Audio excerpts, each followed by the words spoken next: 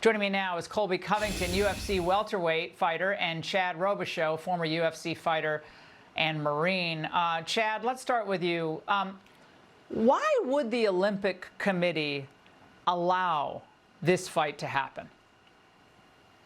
There is no reason they should allow this to happen. The fighter is XY chromosome. He's a man. He has the punching power of a man. And to put him in there with women is just not only unfair, but absolutely dangerous. I could not imagine spending your entire life. I started training at 5 years old, spending your entire life to make it to the pinnacle of my sport, to represent my sport.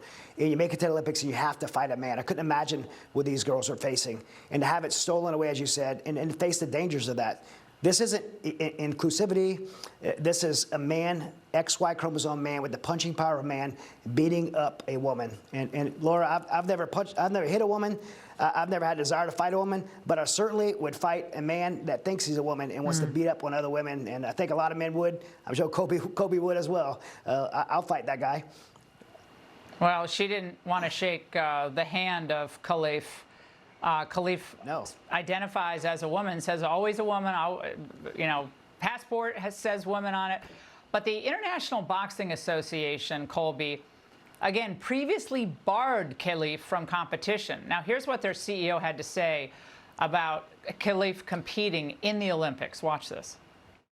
We weren't allowing this boxer to compete in our events. I find it remarkable how the IOC apply a different condition to this event. I feel disappointed for the Italian boxer because she's worked extremely hard.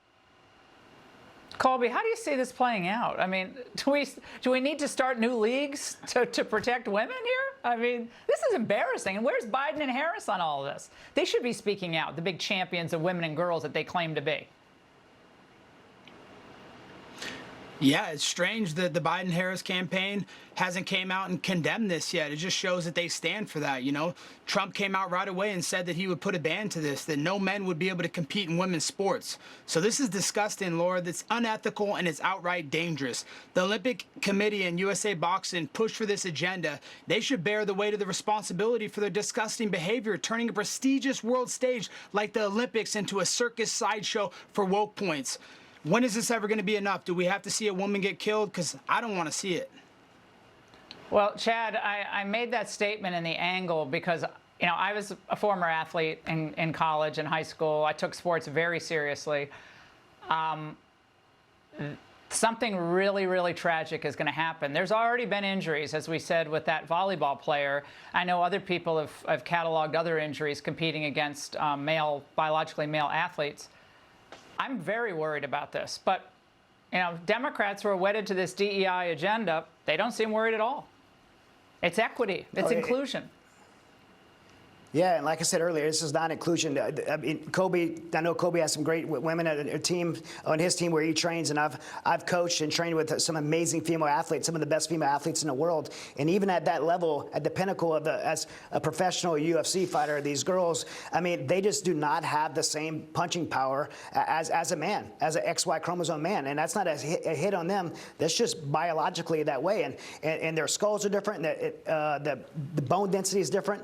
And so you're asking not just to take away their medals and everything they work for, you're asking for the disaster, and one of these women will get killed. Today we've seen the Italian boxer say she had never been hit that hard before because she was hit by a man. Full force, not sparring, in competition.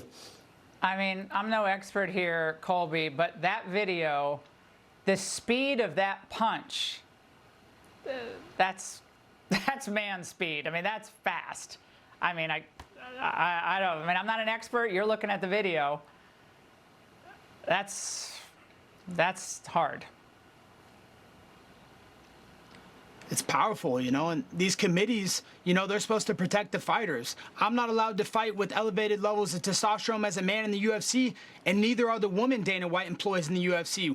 We're under strict drug testing because elevated levels of testosterone provide an unfair advantage and puts clean athletes in danger.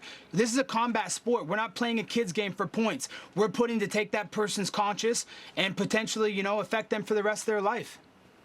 I want to play this quick soundbite from the IOC spokesperson. I want Chad to respond. Let's watch. Many women can have testosterone which is in what would be called male levels, and still be women and still compete as women. So I hope we're all agreed that we're not calling for people to go back to the bad old days of sex testing, I think, which was a terrible, terrible thing to do, and I'm sure we all agree that that is not the way forward. Chad, the bad old days of sex testing, I don't know what that he's referring to, but Yeah. Well, I guess he's saying that's anti-science. Yeah, I don't agree with that. I mean, there's XX and there's XY chromosome. XX is a female, XY is a male, and a male has an unfair advantage over a female, especially at the same weight class in the same sport with the same level of training. They're going to get someone killed. Colby, Chad, it's great to hear from both of you tonight. Thank you so much.